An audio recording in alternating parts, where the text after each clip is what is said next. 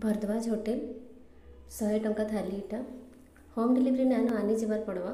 3टा थाली आनी आम इटा पोटल तरकारी पनीर भिंडी खटा ये नाई धरला जे आगुटे प्लेट पे इटा डाली छे दाल आलू कल्ला चिप्स आलू चिटका और सागटे सब बहुत टेस्टी है, बहुत बढ़िया लगला।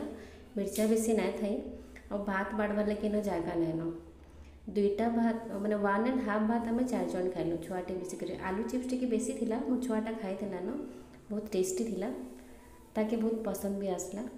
100 टଙ୍କା बहुत ही बढ़िया है। भरद्वाज होटल वेजिटेरियन है तो भेज वालों लगी तो बहुत बढ़िया है। तो निश्चय ट्राए करबार जिनिसटे है सब बहुत टेस्टी थिला। तेल भी कम थिला मिर्चा भी नहीं थी बेसी मसला भी नहीं थी तथापि टेस्टी थिला। समस्त को बहुत बढ़िया लगला।